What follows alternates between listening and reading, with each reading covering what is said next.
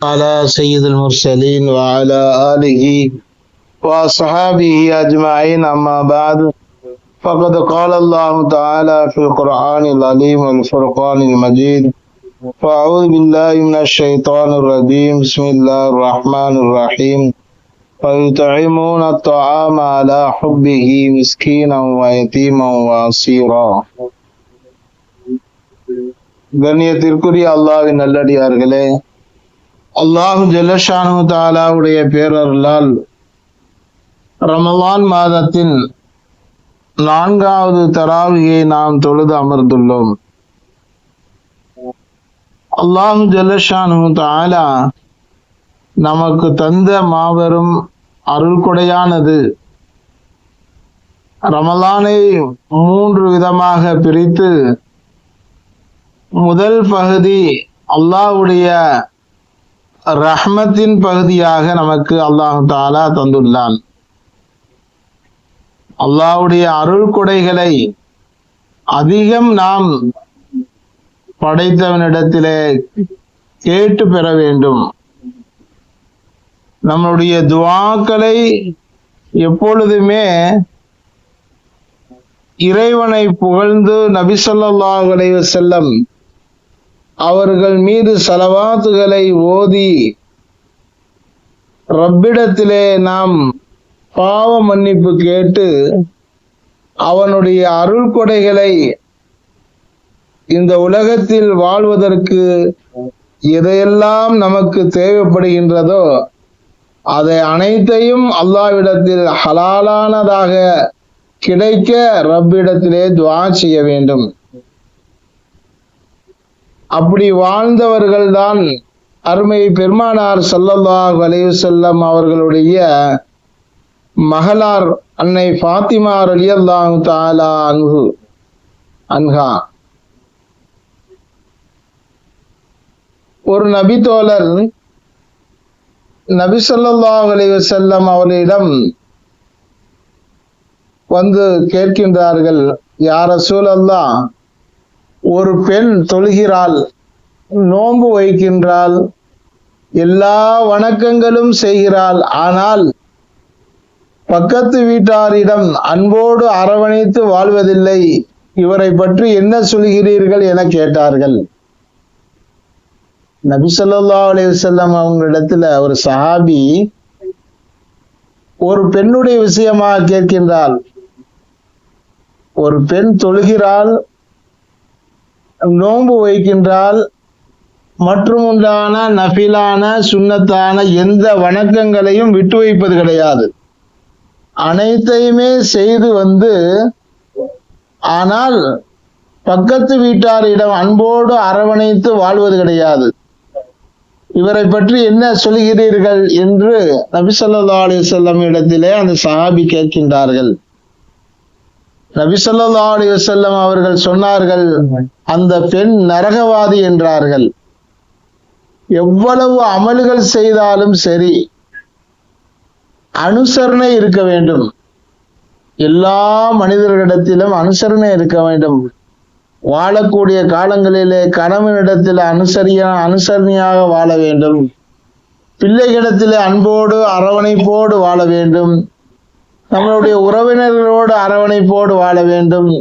அக்கம் பக்கத்து வீட்டார்களோடு அரவணைத்து வாழ வேண்டும் என்பதாக நபி ஸல்லல்லாஹு அலைஹி வஸல்லம் அவர்கள் சொன்னார்கள். அப்பொழுதுதான் அந்த பெண்மணி சொர்க்கவாதியாக ஆவாள். வெறும் தொழுகை, நோன்பு எல்லா அமல்களும் செய்துவிட்டு அரவணைப்பு இல்லாவிட்டால் நரகவாதி தான் என்பதாக நபி ஸல்லல்லாஹு அலைஹி வஸல்லம் அவர்கள் இனம் காட்டினார்கள். ஆக அல்லாஹ்வை வணங்குவதால் மட்டும் சொர்க்கம் சென்று விட முடியாது என்பது இந்த விஷயத்தை வைத்து நாம் தெரிந்து கொள்ளுகின்றோம். ஒரு தடவை சுவர்க்கத்தின் பேரரசி அன்னை ஃபாத்திமா ரலியல்லாஹு தஆலா அன்ஹா அவர்களின் அன்பு பிள்ளைகளான ஹசன் ஹுசைன் ரலியல்லாஹு தஆலா அன்ஹுமா இருவருக்கும் கடுமையான ஜுரம் வந்துவிட்டது. காய்ச்சல் கொதிக்குது. டைபாய்டு காய்ச்சலை காட்டிலும் கடுமையான காய்ச்சல். அன்னை ஃபாத்திமா ரலியல்லாஹு தஆலா அன்ஹா ஜுரம் நீங்கி சுகமடைந்தால் 3 நோன்புகள் வைப்பதாக நேர்ச்சை செய்து கொண்டார்கள். பாருங்க, அந்த காலத்திலேயே அன்னை ஃபாத்திமா ரலியல்லாஹு தஆலா அன்ஹா நேர்ச்சை செய்தார்கள். அதாவது தன்னுடைய பிள்ளைகளுக்கு சுகமாகி விட வேண்டும், பரிபூர்ணமான சுகமாகி விட வேண்டும் என்பதாக நியத்து வைத்து அந்த நியத்து எப்படி என்றால் 3 நாள் நோன்பு வைக்கிறதாக.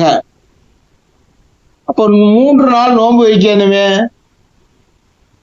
நோன்பு வைப்பதற்கு தங்களுடைய வீட்டில எந்த உணவுமே கிடையாது, உணவுங்கிறதே கிடையாது. ஆனா நோன்பு வைக்கிறேன்னு நியத்து வச்சுட்டாங்க. சுகமடையணும், நம்மளுடைய குழந்தைகளுக்கு சுகமாகணும் அப்படின்னு நோன்பு வச்சுட்டாங்க. தண்ணியை குடிச்சிட்டு நோன்பு வச்சுட்டாங்க. ஒண்ணுமே என்னது செய்ய முடியல. முதல் நாள் நோன்பு வச்சுட்டாங்க. ஹஜ்ரத் அலி ரலியல்லாஹு தஆலா அன்ஹு அவங்களுடைய கணவரை கூப்பிட்டு அழைத்து சமூன் என்ற, அதாவது சமூன் என்ற ஒரு யகூதியிடம் போய் நூல் வாங்கிட்டு வாங்கன்னு சொல்றாங்க, பஞ்சு வாங்கிட்டு வாங்கன்ட்டு. ஒரு மூட்டை பஞ்சையும் வாங்கிட்டு வந்தா அது 3 மரைக்கால் சோளம் தருவதாக அவன் யகூதி சொன்னான். அதை பஞ்ச நூலா திரிச்சு கொடுக்கணும். ஃபாத்திமா ரலியல்லாஹு தஆலா அன்ஹா அவங்களிடத்துல அந்த பஞ்சு மூட்டையை வாங்கிட்டு கொடுத்தாங்க. அதுல ஒரு பகுதியை எடுத்து நூலாக திரிச்சு அலி ரலியல்லாஹு தஆலா அன்ஹு அவரிடத்துல கொடுத்து அனுப்புகின்றார்கள். அதை போய் கொடுத்தவனே யகூதி ஒரு மரக்கால் சோளம் கொடுத்து அனுப்புனான். அத திரிக்கிறாங்க, கல்லுல உட்கார்ந்து கையால திரிக்கிறாங்க. திரிச்சு மாவாக்கி ரொட்டி சுடுறாங்க. ரொட்டி சுடக்கூடிய நேரத்துல ஒரு யாசகர் வீட்டுக்கு அருகாமையில, வீட்டினுடைய வாசல்ல நான் ஒரு மிஸ்கீனாக இருக்கிறேன், எனக்கு சாப்பிடுவதற்கு ஏதாவது கொடுங்க, ரொம்ப பசியா இருக்கிறது அப்படின்னு சொன்னவனே அன்னை ஃபாத்திமா ரலியல்லாஹு தஆலா அன்ஹா அவங்க சுட்ட அந்த அனைத்து ரொட்டியையும் அந்த மிஸ்கீனுக்கு கொடுத்துட்டாங்க. பட்னியா அப்படியே படுத்துட்டாங்க. கம்ண்டு நோன்பு வச்சு நோன்பு திறந்துட்டு பட்னியா கிடந்துட்டாங்க. மறாவது நாள் நோன்பு வைக்கிறாங்க, தண்ணியை குடிச்சிட்டேன். அந்த வாங்கிட்டு வந்த பஞ்சுல இன்னொரு பகுதியை எடுத்து நூலா திரிச்சிட்டு ஹஜ்ரத் அலி ரலியல்லாஹு அன்ஹு அவர்களிடத்துல கொடுத்து அனுப்பி அந்த யகூதியிடம்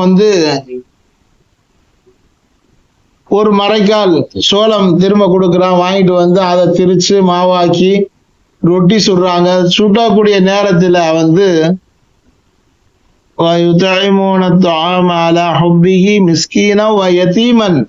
அல்லாஹ் குர்ஆன்ல சொல்றான், ஒரு யதீம் வாசல்ல நிக்கிறார்.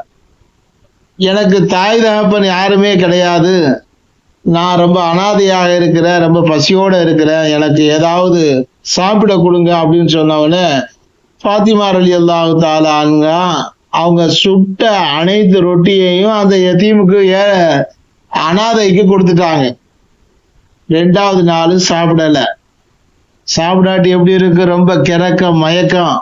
நம்ம நோன்பு வச்சு சாப்பிட்டே என்னது மயக்கம் வந்துடுது, வெயில போக முடியல, அசர்க்கையா இருக்குது, படுத்துக்கிறோம்னு நம்ம நினைக்கிறோம். ஆனா ஒரு மீட்டர் தண்ணியை குடிச்சிட்டு நோன்பு வச்சாங்க. சாப்பாடு சமைக்கக்கூடிய நேரத்துல தான தர்மம் வழங்கிட்டாங்க, அடுத்தவங்க பசியா இருக்கக்கூடாது அப்படின்னு சொல்லி.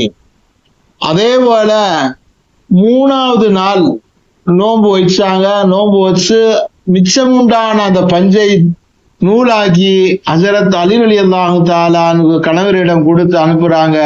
அந்த யகூதி சமூகத்தில இருந்து ஒரு மரைக்கால் சோளம் வாங்கிட்டு வர்றாங்க. அந்த 3வது வாங்கிட்டு அதையும் திரிச்சு மாவாக்கி மிக கஷ்டப்பட்டு ரொட்டிய செஞ்சு வைக்கும் போது ஒரு கைதி, அதாவது காபிர்கள் கைது செய்யப்பட்ட அந்த கைதி எப்படியோ வந்துடுறான். அந்த கைதி கேட்கிறான், அம்மா ஃபாத்திமாவே எனக்கு பசிக்குது, ஏதாவது கொடுங்க அப்படின்னு சொன்னவனே ஃபாத்திமா ரலியல்லாஹு தஆலா அன்ஹா 3வது நாள் சுட்ட அனைத்து ரொட்டியையும் கொண்டு போய் அந்த மனுஷன்கிட்ட கொடுத்துட்டாங்க. வாங்கி சாப்பிட்டாங்க. 3வது நாளும் நோன்பு திறந்திருக்க அப்படியே சுருண்டு படுத்திருக்கிறாங்க. இந்த செய்தி யாருக்கு கிட்டுது? தங்களுடைய தகப்பனார் முஹம்மது ரசூலுல்லாஹி ஸல்லல்லாஹு அலைஹி வஸல்லம் அவங்களுக்கு இந்த செய்தி போகுது. ஃபாத்திமா ரலியல்லாஹு தஆலா அன்ஹா இப்படி ஆயிட்டாங்களே அப்படின்ட்டு ஓடோடி, மகள் அல்லவா, ஈரக்குலை அல்லவா, உடனே வந்து பாக்குறாங்க. பார்த்துட்டு தன்னுடைய மகளை தன்னுடைய மடியில அடி தலையை தூக்கி வச்சுட்டு, பாத்திமாவே, நீங்கள் செய்த செயல் இருக்கின்றது, இந்த தியாகம், அல்லாஹு ஜல்லஷானு தஆலா உங்களுடைய செயலை ஏற்றுக்கொண்டான், கபூல் செய்து விட்டான் என்பதாக பெருமானார் ஸல்லல்லாஹு அலைஹி வஸல்லம் அவர்கள் அன்னை ஃபாத்திமா ரலியல்லாஹு தஆலா அன்ஹா மகளுக்கு அழகான அந்த செய்தியை சொன்னார்கள். ஆகவே அல்லாஹு ஜல்லஷானு தஆலா நமக்கு கொடுத்த அருள் கொடையிலிருந்து பிறர்கள் யாசகம் கேட்கும் பொழுது இல்லங்காம நம்ம கொடுக்கணும். அதற்கு எவ்வளவு பெரிய சொர்க்கம், எவ்வளவு பெரிய வெகுமதிகளை அல்லாஹ் தஆலா வைத்திருக்கின்றான்.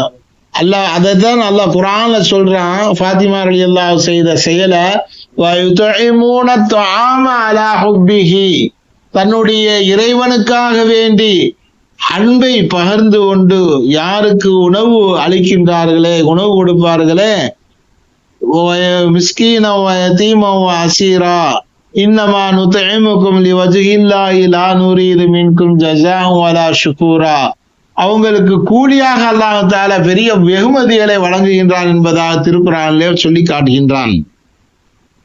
இப்ப அல்லாஹ் ஜல்லஷானு தஆலா நோன்பு வைத்தாலும் வெகுமதிகளை பெற வேண்டும் ரப்பிடத்திலே. நம்மளால் முடிந்த தான தர்மங்களை சிறிதேனும் ஒரு நாளாவது, டெய்லியும் ஒரு பேரித்தம்பளமாவது ஒரு நோன்பாளிகளுக்கு, பசித்தவர்களுக்கு உணவளிப்பதினால் பெரிய ஒரு பாக்கியத்தை நாம் அடைகின்றோம். அல்லாஹ் ஜல்லஷானு தஆலா ஃபாத்திமா ரலியல்லாஹு தஆலா அன்ஹா அவர்கள் வாழ்ந்ததை போன்று வாழாவிட்டாலும் சரி, நம்மளால் முடியாது.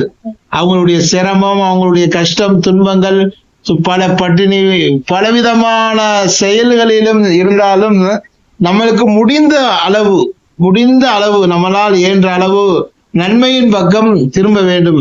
அல்லாஹ் தஆலா நாம் அனைவர்களையும் நற்செயலின் பக்கம் செய்யக்கூடியவர்களாக அல்லாஹ் தஆலா ஆக்கி அருள்வானாக.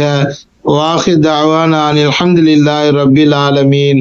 அஸ்ஸலாமு அலைக்கும் வரஹ்மத்துல்லாஹி தஆலா வபரகாத்துஹு.